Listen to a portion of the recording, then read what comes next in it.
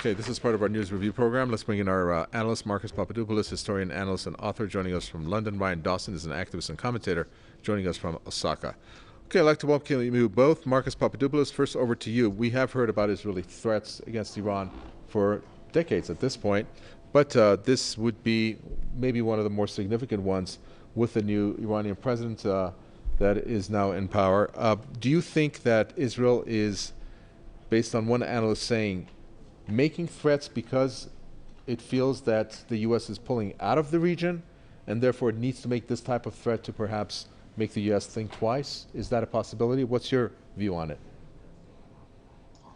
Well, it is common knowledge that Israel, together with its patrons, America and Britain, is the principal violator of international law and the United Nations Charter in the world. The very fact that Israel, on a routine basis, violates the maritime waters and airspace of both Lebanon and Syria, and also aided and abetted Al-Qaeda against the Syrian government during the horrendous conflict in Syria, is evidence enough of the dangerously menacing and destabilizing force that Israel is, not just in the Middle East, but also in the wider world. But as regards the threats emanating against Iran from Tel Aviv, I do not believe that the Iranian authorities will be unduly perturbed by these. Why? Because firstly, the Iranian economy and the Iranian armed forces are exceedingly strong, and also the Iranian society is unified. Secondly, Israel and Iran do not share a land border. There is a considerable distance separating both countries from one another, which means that this would pose a logistical nightmare for Israel if it was to conduct and maintain a military offensive against Iran.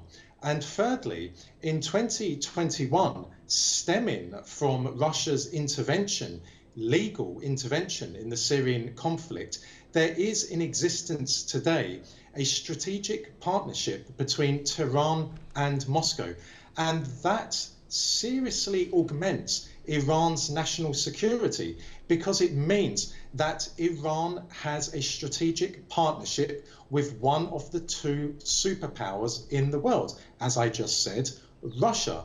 So I believe that Iran, as a result of its military, economic and societal strength and unity, together with its strategic partnership with the Russian Federation, means that Iran is not going to be overly concerned by the threatening language from Israel. But nonetheless, the Iranian authorities will not be complacent. As regards Israel, of course, Israel would very much like to see America become embroiled in a military conflict with Iran, because the Israelis understand that whilst they might be able to employ hit and run airstrikes, so to speak, against Iranian military installations and other sensitive installations in Iran, the Israeli military is simply not in a position to conduct the sort of military offensive against Iran that, of course, the Americans would be able to.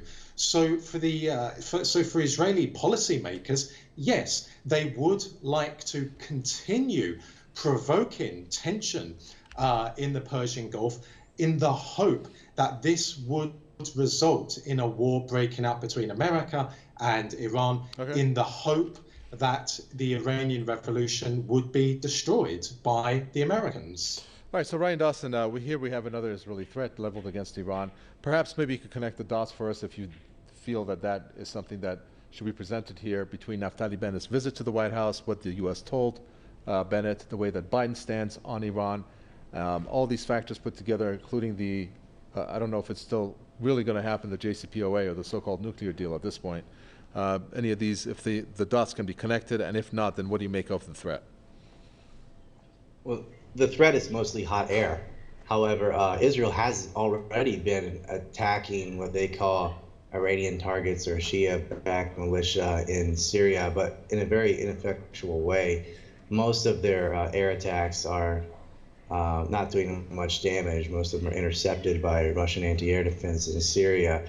Israel's real aim here is to disrupt the nuclear agreement. They like that Iran has sanctions, and Iran is skirting a lot of sanctions through the black market means. And so what they really want, and you can see this, the pretext that they've given and stories they've given about mines and ships being attacked, they want to get the Americans to police the waters, and their excuse will be, well, Iran is breaking these sanctions. Iran is supplying Hezbollah. Iran is supplying this group or that, and this is a way that, since the Israelis can't police the waters, they can get the Americans to do so. And the pretext will say, well, if this Iranian ship fired upon this Israeli ship or this oil tanker, they never provide any evidence. This is just accusations. But if they come up with enough accusations, it will give a pretext for the Americans to start seizing ships, not only in the Gulf, but as far as away as Venezuela,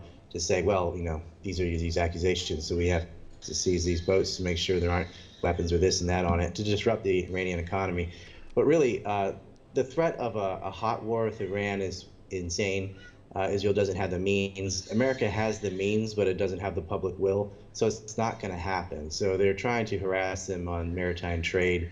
They're already attacking their weak points in the periphery in Syria, and they can hardly do any damage there. So it's mostly hot air for budgetary justifications and to try and manipulate America to move the Zionist hand for them. Okay, and Marcus Papadopoulos, if you can answer this in less than a minute or so. Israel still says that it will maintain the pressure on Iran through hitting Syria. What gain does Israel have by hitting Syria, which it has been for quite some time at this point? Is that a way to try to provoke Iran, do you think? Well, despite the courage and the tremendous losses that the Syrian people sustained in their fight to preserve their country against a horrendous terrorist threat, ultimately, the deciding factor, the cardinal factor in Syria's victory against Wahhabist terrorism, which was partly supported by Israel, was the combined military efforts of Russia and Iran. And as a result of that, naturally, Iran and Russia do have strategic influence in Syria. And of course, the Israelis do not like that, because Iran is the most significant element in the resistance to Israeli aggression in the Middle East. So by the Israelis carrying out air attacks in Syria against Iranian positions, they believe that this will limit Iran's influence in Syria. Well, that is simply not true. And the Israelis, by doing that, are simply playing to the public, playing to the audience by saying to the Israeli people that we are protecting Israel and we are doing something against Iran. The reality is that the Israeli people have actually been put on the same side as Al-Qaeda and also ISIS by their rulers. Thank you for that. Marcus Papadopoulos, historian, activist, and author. Ryan Dawson, a pleasure to see you, activist and commentator from Osaka. And with that, we come to an end for this news review.